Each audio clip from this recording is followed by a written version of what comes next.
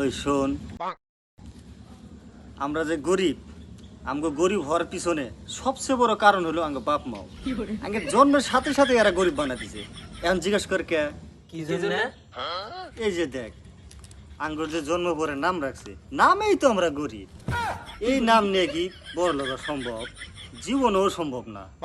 যেরকম দেখ, এই যে এর নাম হলো কাশেম। তোরা কি জীবনে শুনছ যে কাশেম নামের কোনো বড় লোক মানুষ আছে?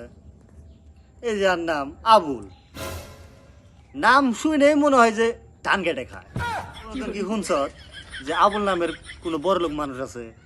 আর দেখ, এই যে এর নামটা তুজাম, নাম শুনে মনে হয় যে মোলাম বেচে খায়। তোরা কি জীবন শুনছ এই তুজাম নামের কোনো কোটিপতি মানুষ আছে? কোনোখানেই নাই।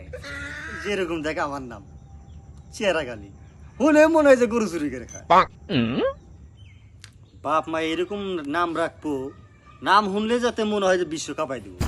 যেরকম ইলন মাস্ক, নাম শুনে মনে হয় যে বিশ্ব সেরা ধনী। মুকেশ আম্বানি মনে হয় যে কত বড় ধনী মানুষ। এই বিল গেটস, নামই কোটিপতি। যেরকম আগের নাম চেহারা গালি, কাশেম, আবুল, তুজাম, এগুলো নাম শুনলে মনে হয় যে কত জন্মের গরিব। এই নাম নিয়ে কি বড় লোক সম্ভব? জীবনেও সম্ভব না।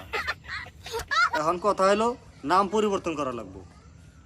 দরকার হয় বাপ মায়ের বিরুদ্ধে আন্দোলন করা লাগবে, তাও নাম পরিবর্তন করা লাগবে। আন্দোলন করা লাগবে, আন্দোলন করা লাগবে।